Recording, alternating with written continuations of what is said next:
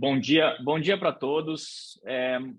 Estamos aqui, né, nesse dia 18, fazendo mais um webinar com um dos nossos parceiros da AD3,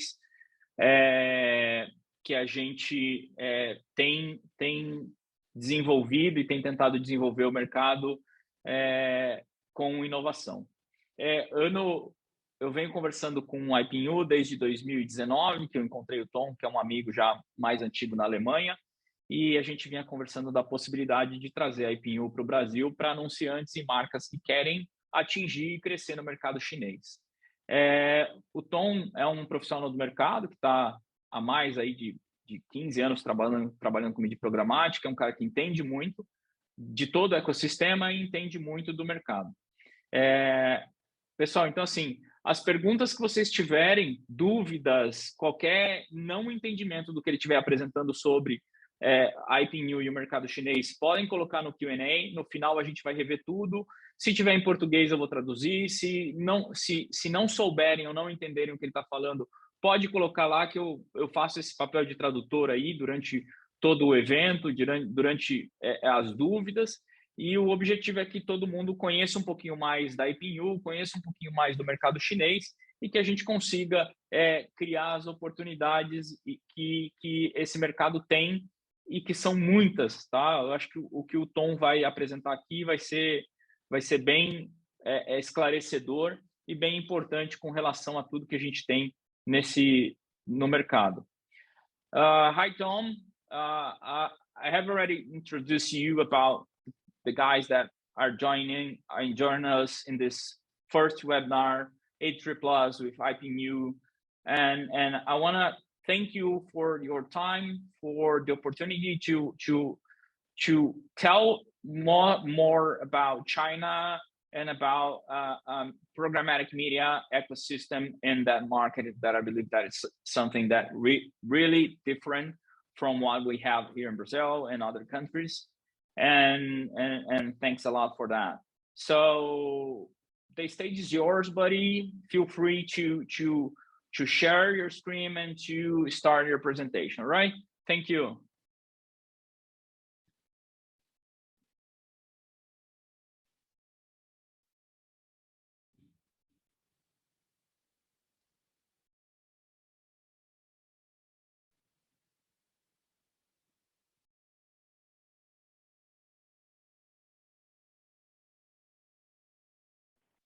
Sorry, I need to unmute it first, apparently.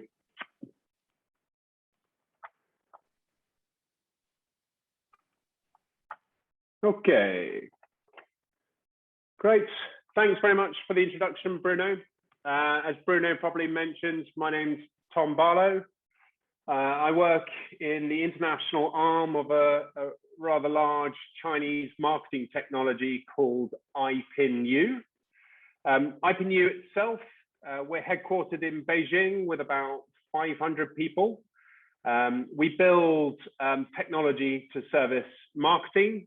So we've built many platforms, everything from ad serving to managing your data, to measuring marketing activity, even to automating a lot of the marketing processes. It's all for the Chinese market, and we've been around since 2008. So I wanted to talk to you today about why China should be part of every Brazilian marketer's roadmap, and how to get you started. So if you have any questions, like Bruno said, please write them in Portuguese or English. Please do so in the chat column, the Q&A button at the bottom. Bruno will help with the translation. Now, I'll aim to keep this presentation to around about 30 minutes, and then we'll answer any questions you may have after. So I first wanted to introduce our company, the company I work for, and how we've helped other global brands to grow in China. I'll then tell you about our wonderful Brazilian partners, AD3Plus, before diving a little bit deeper into the marketing environment, programmatic, where programmatic fits in, before leaving you at the end with some top tips to help you get started. So first off, let's talk about the company I work for. Now, we only operate in the Chinese markets. The digital ecosystem is separated from the rest of the world in a physical Chinese firewall. That doesn't mean that it limits internet traffic coming in and out of the country. It just means that it's more closely monitored. So there are different top media in China. It's very much a mobile environment. So people browse the internet on their mobiles, and it's generally better to use or work with tech in China just due to its complexity. Now, having said all this, it can be very simple. And the reason why we've partnered with AD3Plus is they are now Chinese experts, or China market experts at least. I don't think Bruno's yet to speak Chinese.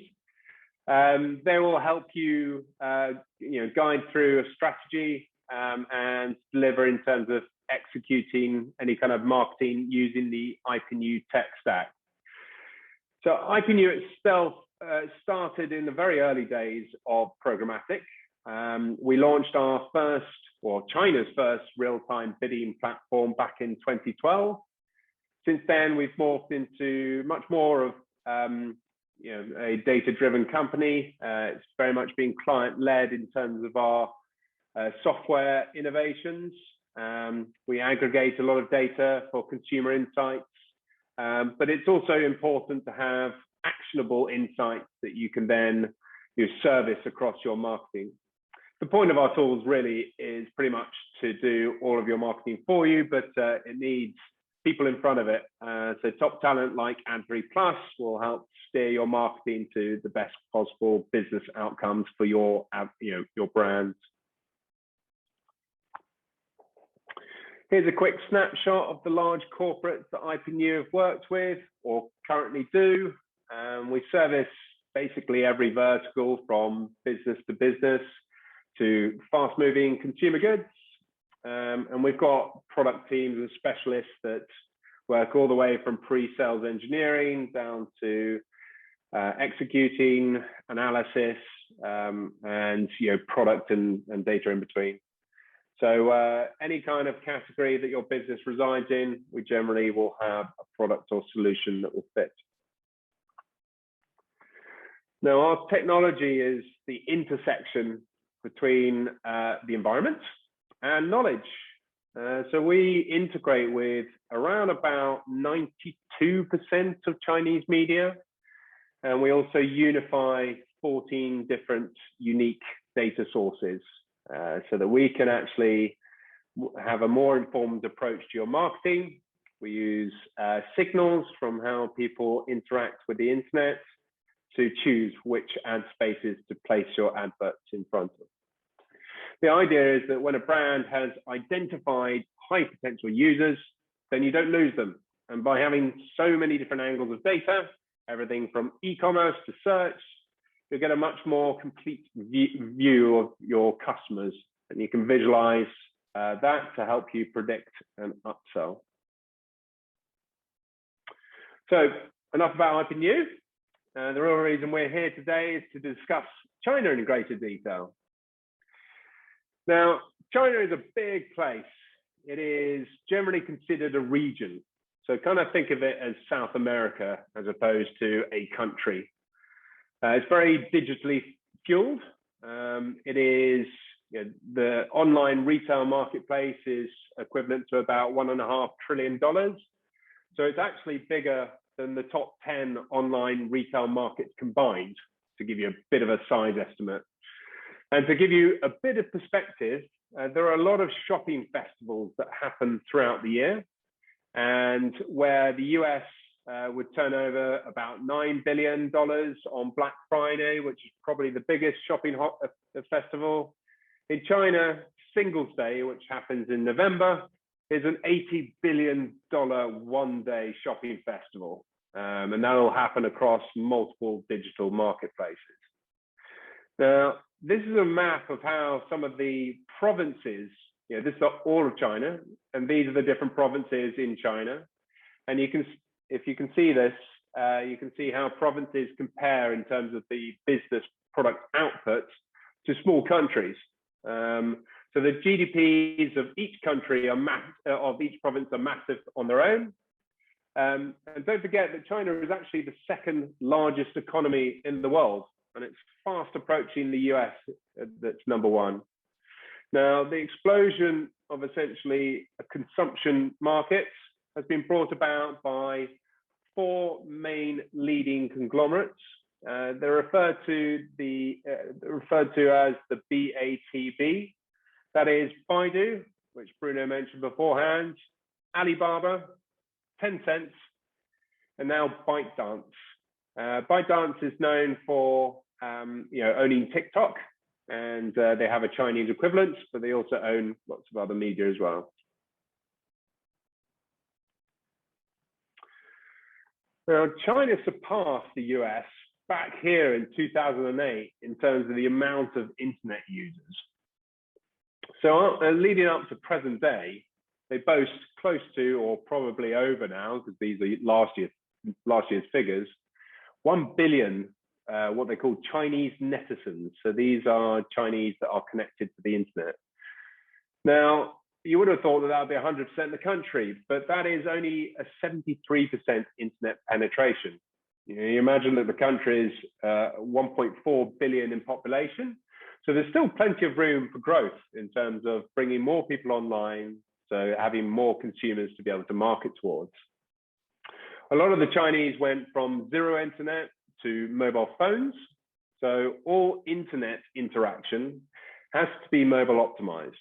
Now, desktop as a point of sale, so you go onto a PC and you purchase a product, it only contributes to about half of retail transactions, so half of mobile transactions.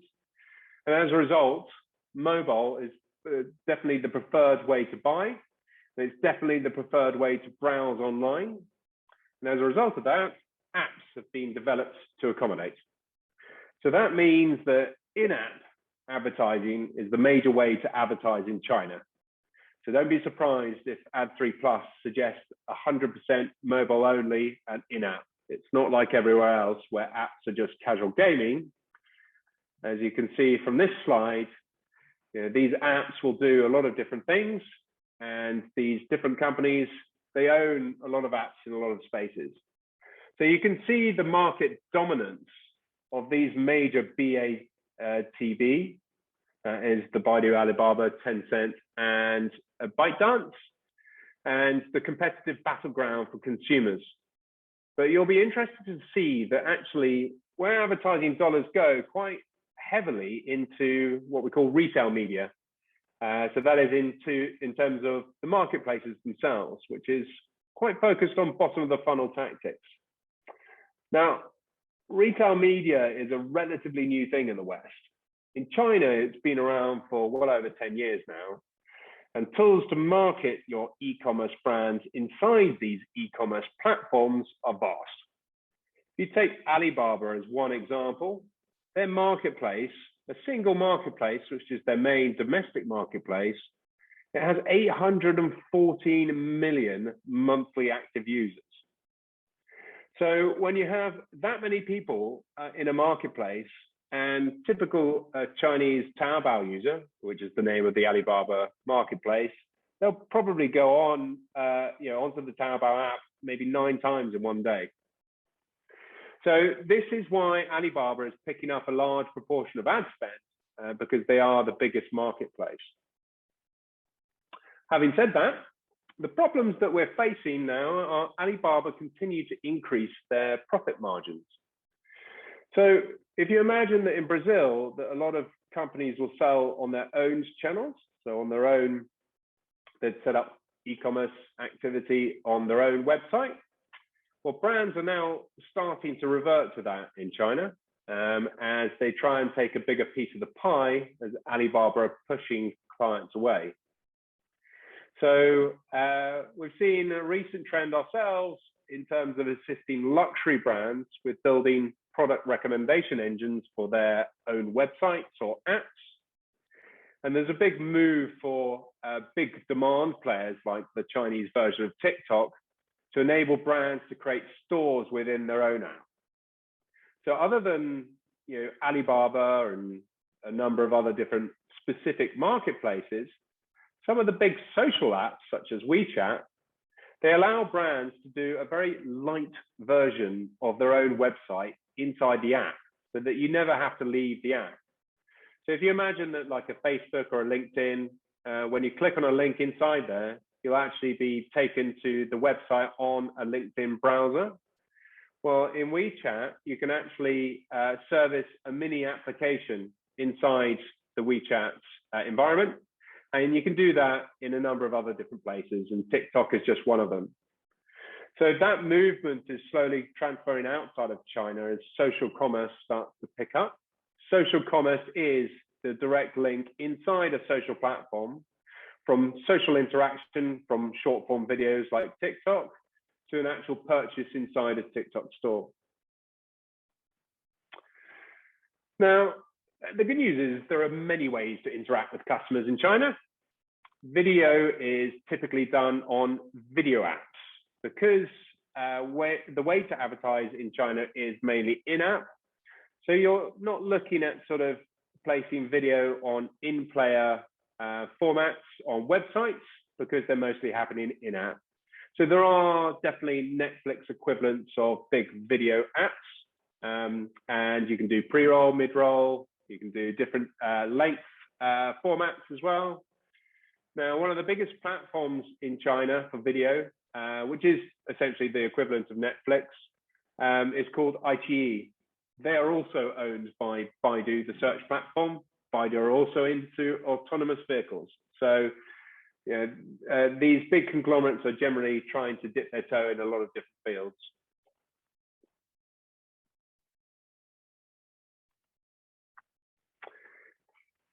You won't be surprised to see this chart from PwC that talks about disposable income per city.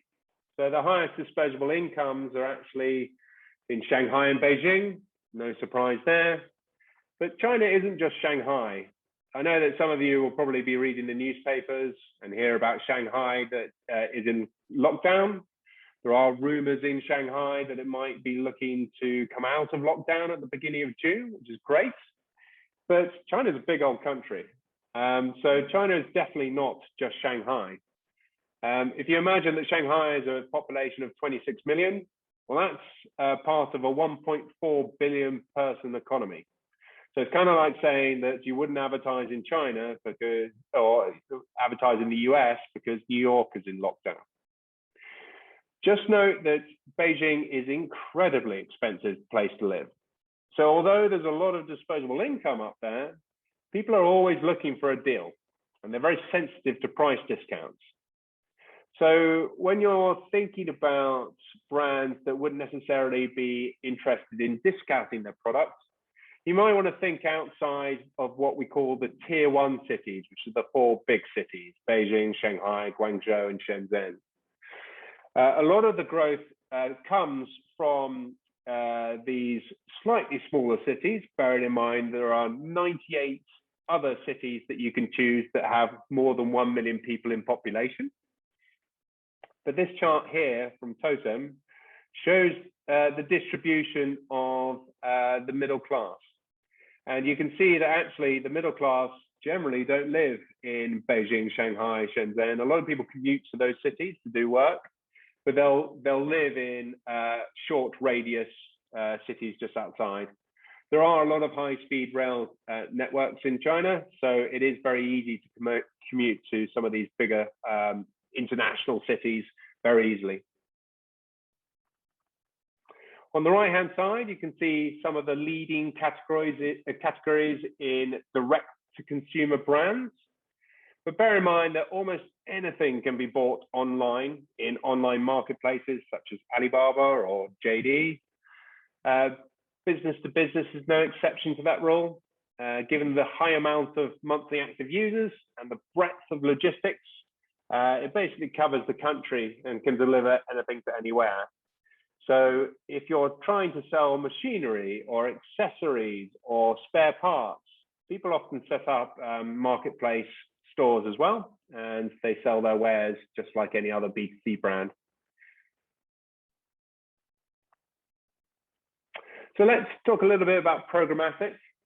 Forgive me if some of you already know what programmatic is. You probably will do if you've been working with AD3Plus for a while. Programmatic is essentially a way of advertising. It's the fastest growing method in the world now, and certainly in China. It refers to the use of software to purchase digital advertising, as opposed to the traditional method where you would involve a human, then negotiate contracts, buy media, and deliver digital in a sort of less efficient and less cost-effective way. With programmatic, you have a single platform with integrations with all media, and you allow a lot of the machine learning to do a lot of the heavy lifting. And you'll see trends in terms of which media is converting well or engaging well. Perhaps certain data signals might be performing well, but they might be performing differently in different environments. So it's good to allow an algorithm to help figure out some of the common trends so that you can optimize your marketing more efficiently. China is the second largest programmatic ecosystem after the US, with $50 billion in ad spend just for programmatic alone. So in 2021, almost 78% of all digital display was programmatic. And to give you a bit of an idea as to device, 89% of that was on mobile. So with so many app environments, and we're connected to about 700,000 different apps in China, you kind of need a machine to connect brands with consumers using the data signals to inform your buys in terms of what you know about a particular consumer, and do that all in real time. So a request to bid for a particular ad space, say it's on Tencent News or Toutiao, which is a big news aggregation portal, we'll then cross-reference our database, well, the machine will, and we'll make sure that that's the right person to advertise with inside that media buy, so that we can then place a winning bid and win the right to advertise to that consumer, with the intention that your creative or your creative messaging resonates with that user because it's relevant to them. So what does this mean for Brazilian brands looking to advertise in China? Mobile apps are where advertising takes place in China, with over 80% of all internet time being spent there. The same marketing rules apply in terms of budget split. So don't forego running branding in China, because certainly with the pandemic that's just happened, people are getting more sensitive to understanding brands and the why you would choose a brand over another brand. So the budget splits would typically be 60-40, depending on what you wanted to do. But I think that there are definitely shiny objects that you can choose that people throw at you when you're entering China, one of which is influencers. Now, influencers are great. It's a quick win. The trouble with influencers in China, which are referred to as KOLs or key opinion leaders, is that when you do an activation with them, the user will buy from the KOL, they won't buy from the brand. So the KOL will say, buy this, and that consumer will go and buy it, but you don't get any repeat purchases. And the cost of influencers is continually going up. So it's better to build a long-term strategy with building some brand awareness, and you might limit that to certain provinces so that you can have more share of voice within that province. And then you will slowly win consumers over on why they should choose your product versus the competition. But AD3Plus will walk you through that. The media environment is definitely different. You can't access Facebook without a VPN, for example. So there's no foreign media, as you might notice, which currently resides in China. Don't be fooled if a platform suddenly says, oh, we can actually access China inventory. You'll probably end up with some kind of video game inventory that no one else wants. You need to be advertising on Chinese media in order to be effective in China. And you can do that with no problems. And generally speaking, these Chinese media names, you'll notice the TikTok logo, but this is actually a completely separate platform. So the company that owns TikTok in China also owns TikTok International, and they have 714 million monthly active users alone in just China. But there are plenty of other platforms that you can choose from. We've got big news aggregation platforms and other social platforms. So in terms of where you advertise, there are, you can access connected TV, which is great. You're doing full screen adverts, and you can actually set up family IDs so that you can see what people are browsing across multiple devices from a single Wi-Fi router. We're also able to connect the dots. So if you wanted to create a funnel where you're doing perhaps big screen advertisements late at night, and then you wanted to follow that user during the day so that you're advertising to them across multiple days and weeks, then you can continue to do so. You can see some general stats, and we'll share the presentation after this webinar. But these are stats in terms of the monthly active users of the big video platforms. And these video platforms take up about 80% of all video streaming. Bilibili is an up-and-comer. These video platforms mainly focus on paid content nowadays. Bilibili is probably the equivalent of YouTube. They're quite a lot about user-generated content. But there's no Internet Advertising Bureau in China, which means that there's less standardized creative sizes. So the publishers are generally dictating what creative sizes they sell, and there are a few, but there are definitely common sold sizes amongst all the media. And this gives you an advantage because when you're choosing your sizes, you can be quite unique in terms of your campaign versus your competitors. For instance, you can have a power on advert that appears as soon as you switch on your TV. So you're already advertising to that consumer before they've even started having a look at what they're going to watch, which means they've got a very high attention. This is a bit more about our connected TV offering. You can access 200 million smart TVs. This is where a lot of ad spend is actually moving towards now in China, just given the high attention rates, because mobile is quite saturated, PC is quite saturated. So it's good that you can guarantee that you'll have a big impact with multiple people in a household. And we've got agreements with a lot of the TV manufacturers, some of which license TV shows, but they have a lot of formats, like you can change the skin of a menu so that when people are browsing their menu, you'll be also advertising to them. And then where we don't have access to a particular TV manufacturer, you can do it through the apps.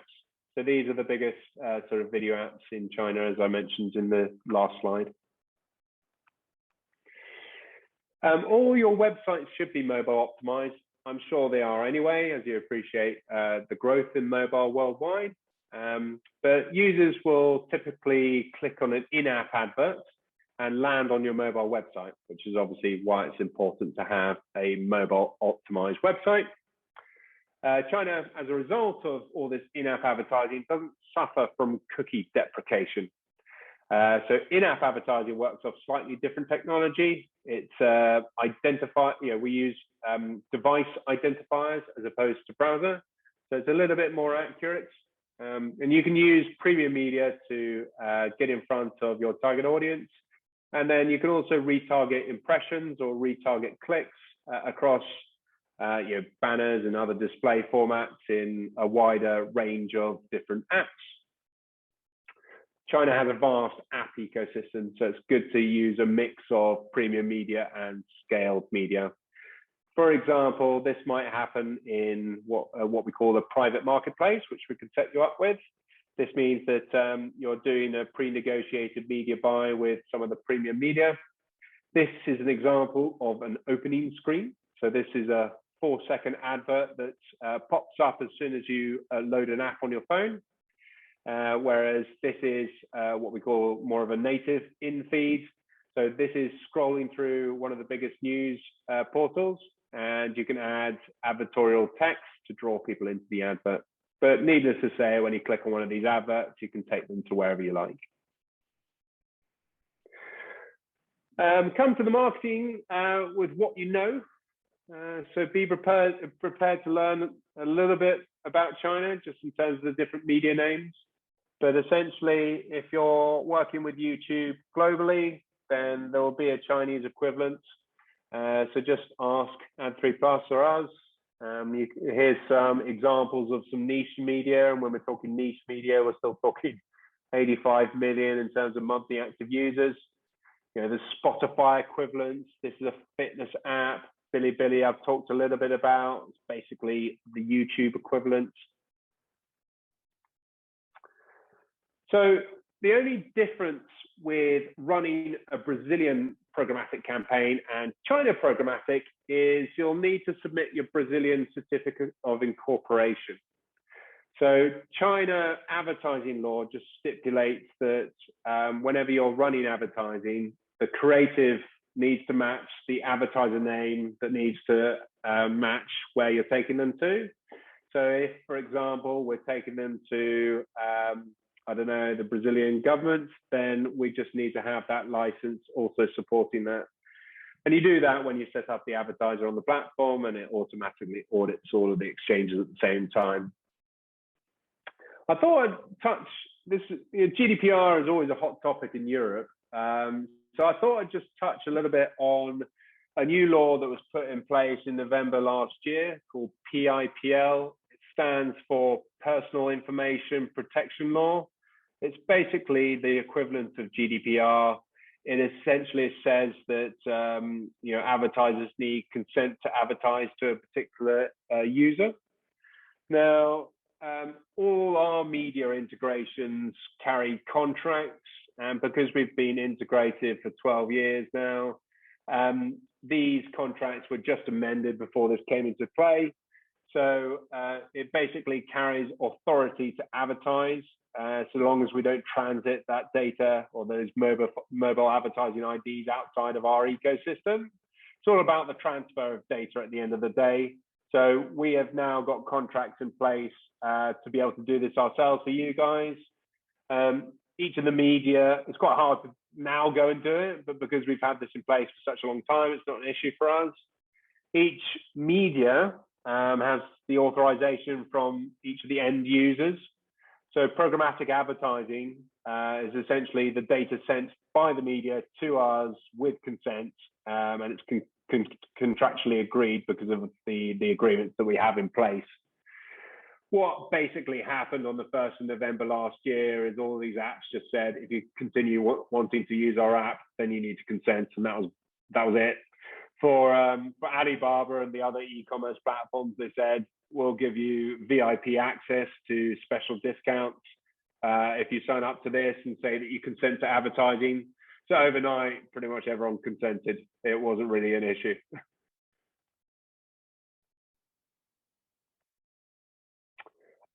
One of the biggest questions we get asked is, do you need to have creatives in Chinese? And the answer is yes. 98% of my company doesn't speak English. And most of the country won't understand the Latin alphabet. A lot of the country, probably about maybe 85% now, I think, this is slightly dated figures, don't have a passport, okay? So the good news is that iPinYou recognize this problem and the cost involved in changing creative, the fact that most agencies in the world won't have Chinese speakers. So we're going to take this problem off your hands. And if you send your creative in Photoshop formats to AD3Plus, then we'll help you translate it. We'll translate the text layers into Chinese. We'll do all the resizing of your creative into the common ad spaces free of charge. It's just a service that we offer. We do actually have software for content management, which helps us do bulk creation of this stuff. So it's not really too much of an issue for us to do it. And if you need any mock-ups or screenshots, certainly any screenshots of live activity, but if you wanted screenshots to help get internal approvals or pitch to clients, then we're more than happy to support in that regard. So how do we work with AD3Plus? Now, AD3Plus are our boots on the ground in Sao Paulo, and they've got an acute knowledge on programmatic with everything they do to date. And now they're also able to access Chinese advertising through our tech. As you all know, they're multi-language, as proven by Bruno's excellent English skills at the beginning. They'll help you get up and running as soon as you like, and they simply need 48 hours to turn on a campaign. Please do lean on AD3Plus for any bespoke data-driven marketing strategies, from market entry to any kind of mature China marketing participant. So if you're already in China, then we can help you. With iPinYou's technology, you'll be able to run effective digital marketing strategies that deliver on business outcomes, give you clarity and measurability. It's actually very simple to target Chinese consumers. Given that the Chinese preference is for foreign goods, you'll be able to export in no time and target similar demographics to what you're doing in the rest of the world. But don't try and reinvent the wheel. Use what you know and just simply apply it in the China way. So that concludes my presentation. Thanks very much for listening. Feel free to reach out to Bruno's team, and let's see if you've got any questions for us. I know that we've got at least one, which I might need your help in translating, Bruno. Yeah. So first of all, thanks for all the data information about Chinese market. I believe that it's a huge opportunity for all of us, because what we do understand is that China is more than other places, more than we can think about when it goes to digital advertising and all the ecosystems that, even though we have the knowledge what happens in US and UK and other countries, but China, it's another world, I tell people. So let's begin. Pessoal, se tiverem perguntas, por favor, pode colocar aqui no Q&A. Eu vou traduzindo aqui para o Tom, vou traduzindo as respostas. E obrigado todo mundo por ter participado. So Tom, the first question is about on Brazil, it's common clients asking about deals and PMPs. And the first question is if on China market is something that it's common, and if it's possible to do like deals or PMPs with, for example, WeChat or some app specifically, is something that you guys works on, or you believe knowing the Chinese marketing, you say that does not make any sense? No, it certainly makes sense. And actually, it's the preferred method of buying. So in China, it's similar, but you don't have pre-agreed bundles that you just add to the platform. Everything's negotiated on a campaign by campaign basis or advertiser by advertiser. We have a media negotiation team in Beijing that has direct contact with all the media. So at the top, you've got your programmatic direct buying. So this is guaranteed fixed price. Because we do a lot of CDPs, that is customer data platforms, a lot of marketing automation, I'd say that about 70% of the activations that we do is at this guaranteed level.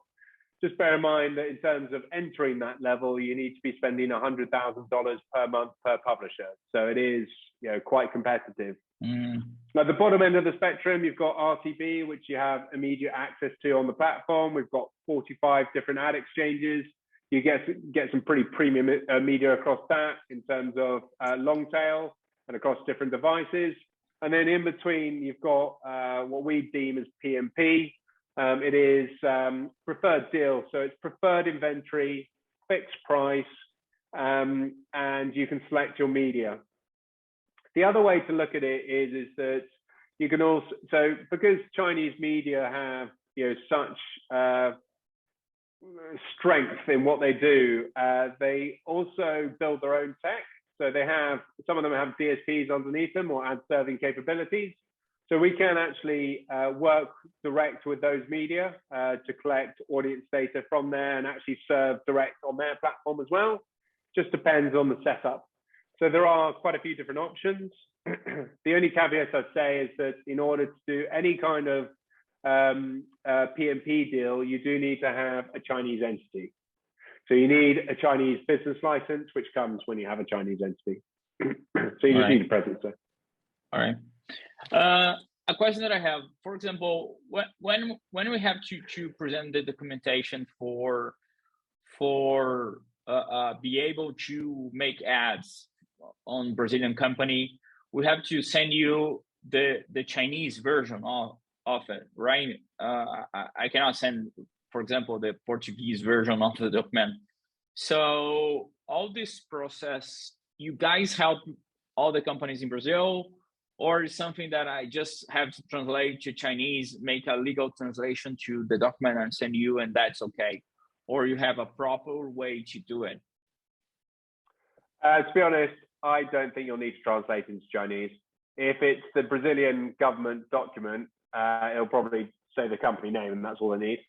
They just need to have a look. They're not generally that strict on it. They just need something. So right. We use all kinds of languages. So yeah, it's possible. It's not an issue. All right. Hey guys, any more questions? I believe not. Say, hey Tom. So we don't have any more questions. I want to thank you a lot for this presentation. If you can share the deck with us, and I will ask you if you allow us to, because we are recording this, to put this video on our YouTube channel to clients to watch it again, to share with their partners and teams, and